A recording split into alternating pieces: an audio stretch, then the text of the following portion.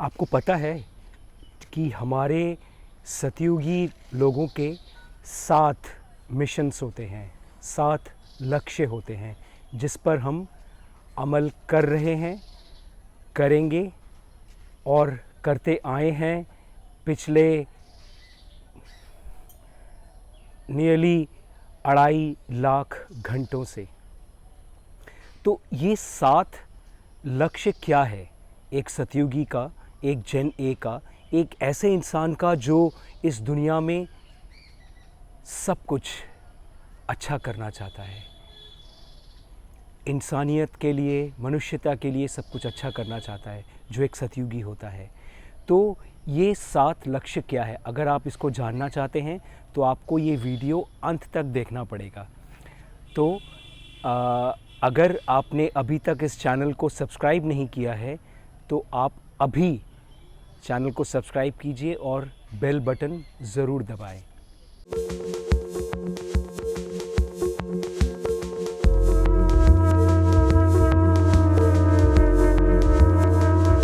हर एक इंसान के जीवन में कुछ ना कुछ लक्ष्य होते हैं जिस पर वो चलता है या चलती है।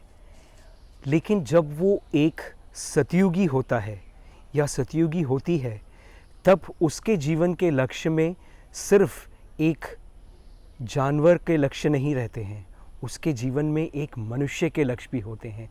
और मनुष्य जिसे भगवान ने, जिसे हरि ने सृष्टि किया है, वो तो सिर्फ अपना स्वार्थ देखेगा ऐसा तो नहीं हो सकता है। उसे तो पूरे जगत का कल्याण करना है, उसे पूरे जगत के अच्छाई के लिए काम करना है। तो इसमें 7 लक्ष्य हैं। 7 लक्ष्य में पहला लक्ष्य जो है वो है भोजन। हम इस पर काम कर रहे हैं कि हर एक इंसान को 3 वक्त का सिंपल साधारण भोजन ज़रूर प्राप्त हो। क्योंकि पिछले सालों में, पिछले सेंचुरीज़ में, पिछले शतकों में ऐसे दुनिया में ऐसे सभ्यताएं आई है जो यूरोप से आई है, जो अरब से आई है, जो दूसरे जगहों से आई है। उन सभ्यताओं में क्या हुआ है कि उन लोग यही सोचते हैं कि हम कितना लूट लें, हम कितना छीन लें, हम कितना अपनी झोली भर लें, हम कितना कलयुगी बन जाएं।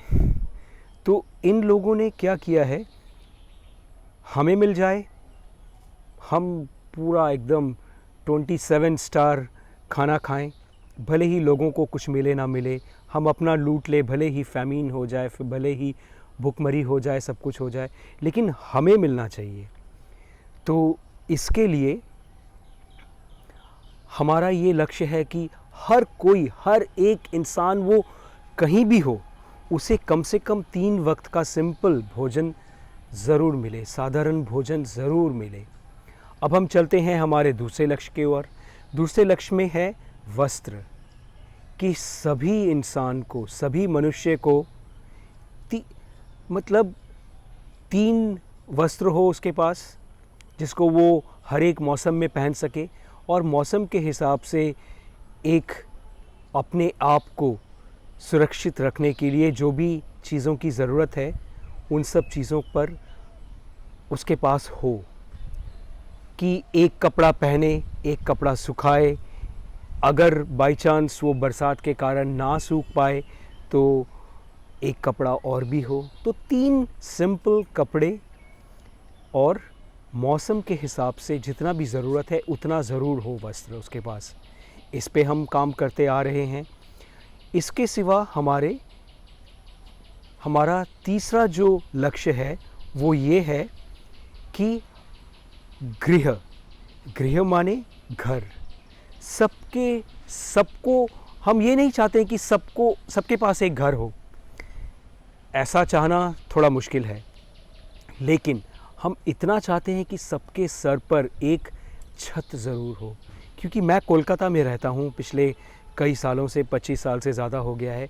मैंने देखा है, जिससे मेरी आत्मा लहूलुहान हो जाती है। मैं इसके लिए करता आ रहा हूँ, कर भी रहा हूँ, मैंने देखा है बरसात के मौसम में जैसे रास्ते के कुत्ते बिल्ली या कौए या पंछियाँ भीग के चुप चुप हो जाती है, उसी तरह से इंसान भी उसी तरह से हो जाते हैं। सर्दी के कारण इंसान ठिठुरता ठिठुरता ठिठुरता ठिठुरता अपने प्राण त्याग कर देता है। गर्मी के चलते वो जल जाता है, भूखमरी से मर जाता है गर्मी के प्रकोप से। तो मैं ये चाहता हूँ, मैं इस पे काम कर रहा हूँ, मैं ये चाहता हूँ कि सबके सर पर एक छत ज़रूर हो, भले ही अपना पर्सनल छत ना हो, लेकिन एक छत ज़रूर हो। सभी को कुदरत के इस कलयुग के कुदरत के इस हाहाकार से बचने के लिए सबके पास एक सुविधा ज़रूर हो। अब हम चौथे लक्ष्य की तरफ चलते हैं। चौथा लक्ष्य है ज्ञान। इस जीवन में, इस जीवन को संपूर्ण बनाने के लिए, जैसे कुत्ते बिल्ली ये सब जो जानवर है, ये भगवान के दिए हुए नियम पर चलते हैं, लेकिन हम इंसान लोग नहीं चलते हैं। और क्योंकि हम नहीं चलते हैं इसलिए हम बुरे फंस जाते हैं।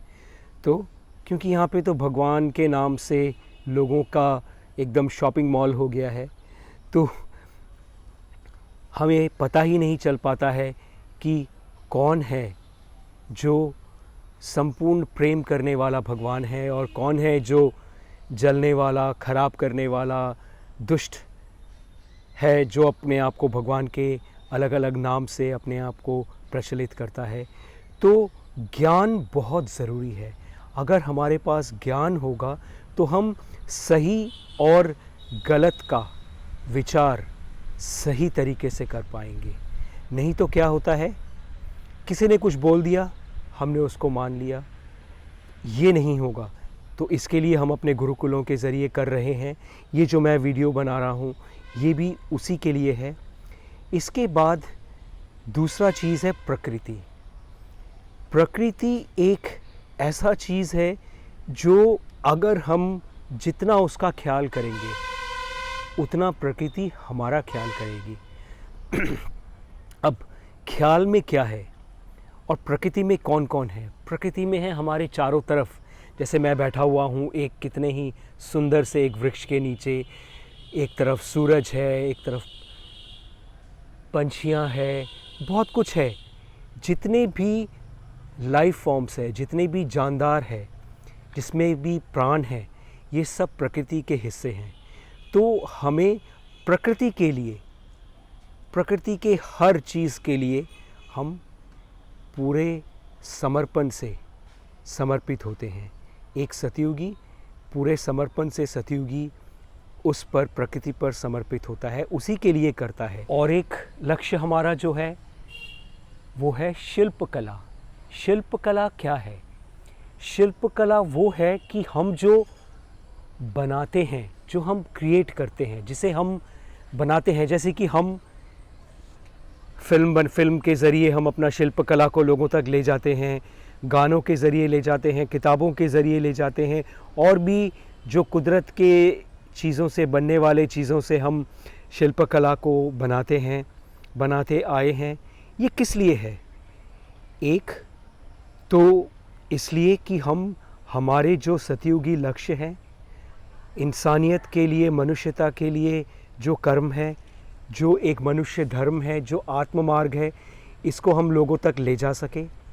और दूसरा इसलिए कि हम इस काम के लिए कुछ धन उपार्जन कर सके, क्योंकि हम हर किसी से धन लेते नहीं हैं, दान दक्षिणा के हिसाब से हर किसी से लेते नहीं हैं, क्योंकि उसने उस धन को किस तरीके से रोजगार किया है, वो उस धन को किस लक्ष्य से दे रहा है, इस पर यकीन करना थोड़ा मुश्किल होता है। क्योंकि मैंने दुनिया के सबसे बड़े बड़े चैरिटेबल ऑर्गेनाइजेशंस के साथ मैंने काम किया है। मैंने ये देखा है कि ये बहुत मुश्किल होता है। अगर हम सही तरीके से धन का इस्तेमाल ना कर सके तो फिर बहुत मुश्किल हो जाता है। इसीलिए हम ऐसे शिल्पकलाएं बनाते हैं, तैयार करते हैं, जिससे कि मनुष्यता का, इंसानियत का, मानवता का भला हो। तो ये भी, इस पे भी हम समर्पित है। और हमारा जो अंतिम लक्ष्य है वो है आध्यात्मिक। आध्यात्मिक क्यों? क्योंकि हमारे पास अगर इस दुनिया के सब चीज़ हैं, लेकिन हमारे अंदर अगर आध्यात्मिक ज्ञान नहीं है, हमारे अंदर अगर आध्यात्मिक जागरण नहीं है, आध्यात्मिक कर्म नहीं है। आपने सुना है ना एक श्लोक जो संस्कृत में है, जिसे कहते हैं ज्ञानं भारः क्रियांग बिना। ज्ञान बेकार है। हमने बहुत कुछ जान लिया, हमने बहुत कुछ समझ लिया, हम बहुत बड़ी बड़ी बातें कर लेते हैं, लेकिन हम उसको अगर कार्यान्वित नहीं कर सके, उसको अगर अमल नहीं कर सके, उस पर अगर काम नहीं कर सके, अगर हमारी आध्यात्मिक शक्ति अगर सिर्फ ज्ञान तक ही लिमिटेड है, तो कोई फ़ायदा नहीं होगा। हम जितना ज्ञान तक, तो आध्यात्मिकता ज्ञान तक तो सिर्फ मे बी 20% ही है, 20% ही है, लेकिन 80% आध्यात्मिकता है कर्म। हमारे विचार सिर्फ नहीं, विचार तो 20% है, मोरल्स 20% है, लेकिन कर्म, हमने उन विचारों पे कितना अमल किया, कितना उस पे लाभ लिया और दिया, वो है आध्यात्मिक संपूर्णता। तो ये सातों लक्ष्य पे एक सतयुगी चलता है। मैं ये आपसे पूछना चाहता हूँ कि आप में दम है कि आप इन सातों लक्ष्यों पे चल सके, या एक लक्ष्य पे चल सके?